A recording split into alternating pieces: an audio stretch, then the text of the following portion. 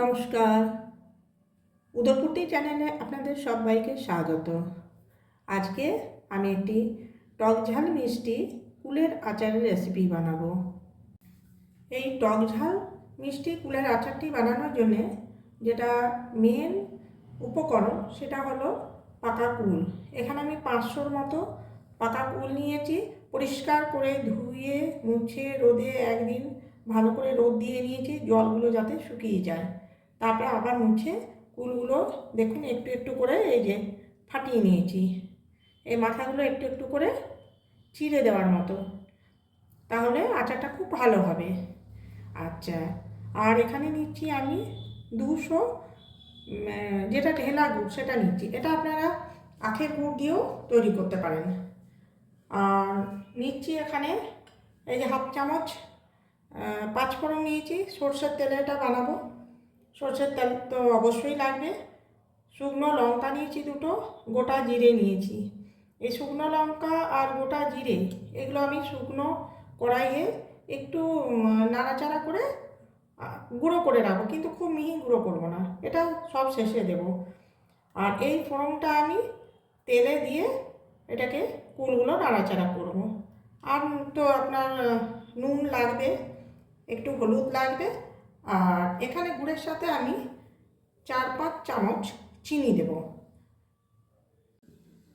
দেখুন আমি এখানে গ্যাস জ্বালিয়েছি, কড়াই চাপিয়ে দিয়েছি।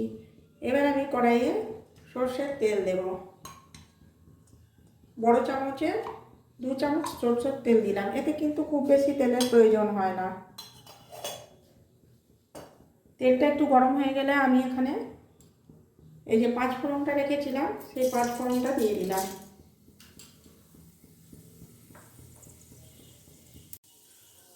তেল গরম হয়ে গেছে, আমি এই কুলগুলো এই তেলের মধ্যে ছেড়ে দিচ্ছি।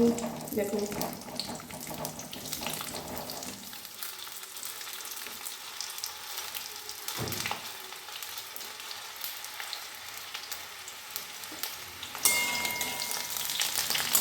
বেশি কিছু ভাজবো না, তাহলে কি হবে, কুলগুলো না শক্ত হয়ে যায়, চিমড় চিমড় হয়ে যায়। সেই জন্য খুব সামান্য 2-4 বার নাড়াচাড়া করবো, একটুখানি নুন হলুদ দেবো, দিয়ে কুলগুলোকে আমি তুলে রাখবো। এই কুলগুলো একটু নাড়াচাড়া করে নুন হলুদ দিয়ে আমি কিন্তু একটা জায়গায় তুলে রেখে দেব। সামান্য হলুদ দিলাম পরিমাণ মতো, আর এই যে নুন দিচ্ছি এটাও কিন্তু পরিমাণ মতো। নুন মিষ্টিটা কিন্তু যে যেমন খাবেন সেই অনুযায়ী দেবেন।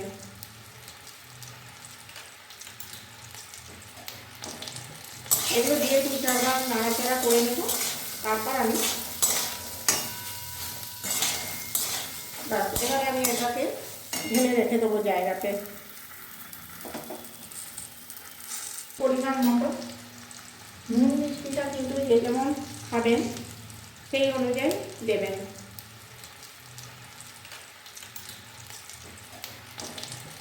এগুলো দিয়ে 2-4 বার নাড়াচাড়া করে নেব। তারপর আমি এবারে আমি এটাকে ঢেলে রেখে দেবো জায়গাতে।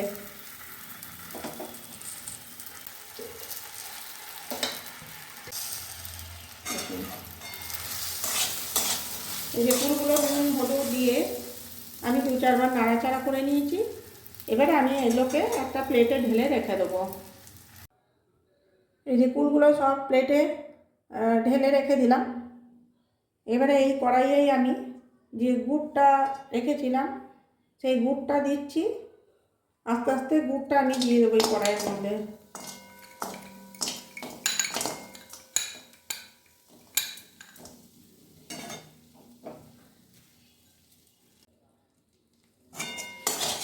আর এই গুড়ের সাথে আমি তো বলেছিলাম 4 চামচ চিনি দেবো, সেই একসাথে সব কিন্তু আমি দিয়ে দিলাম।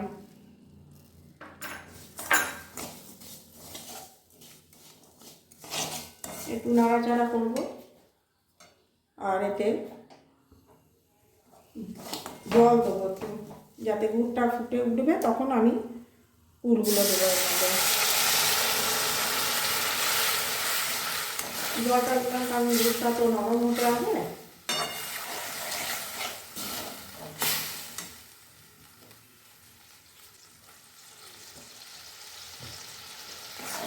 দুধটা ফোটার অপেক্ষা করবো আর দুধটা যাতে গলে যায়।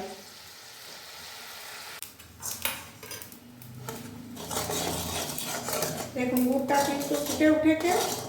এখন সব গুড়টা কিন্তু পুরোপুরি গলেনি, একটু ফুটতে দেব এবং যাতে গুড়টা গলে যায়।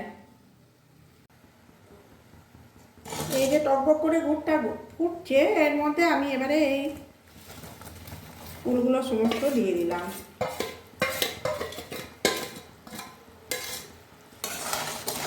এবার কিন্তু একটু নাড়াচাড়া করবো এবং ফুটতে দেব।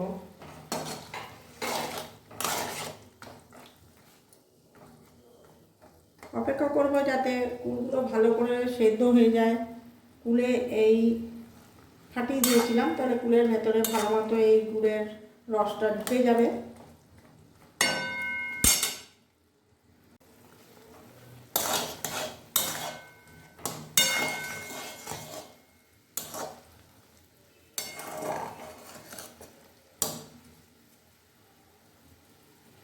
কুলগুলো আর একটু হবে, এখনো পুরো হয়নি।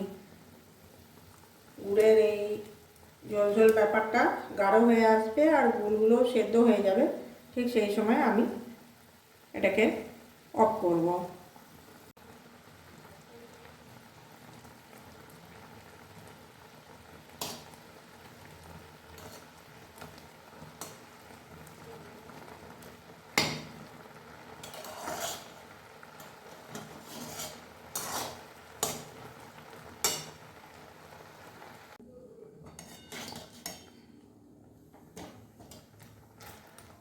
অনেকটাই ঘন হয়ে এসছে।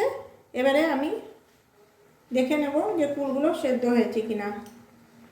আর দেখুন অনেকটা মাখো মাখো ব্যাপারটা হয়ে গেছে। হ্যাঁ, কুল সেদ্ধ হয়ে গেছে আর এই যে মাখো মাখো ব্যাপারটা হয়ে গেছে, মানে বেশি ঝোলও থাকবে না আর একেবারে শুকনোও করে দেব না। এরকম অবস্থাতে আমি এই ভাজা গুঁড়ো মশলাটা যেটা করে রেখেছি, আপনাদের বলেছিলাম গোটা জিরে শুকনো লঙ্কা ভেজে রাখা, সেটা গুঁড়ো করে এতে দিয়ে দিলাম। ঝালটা অবশ্যই আপনাদের নিজের পছন্দ মতো করে। ব্যাস, আমার আজকের এই কুলের আচারের রেসিপি একেবারে রেডি। আমি গ্যাস অফ করে এটাকে সার্ভ করে নিচ্ছি বাটিতে। তাহলে আজকে আমার কুলের আচারের এই রেসিপি একেবারে রেডি।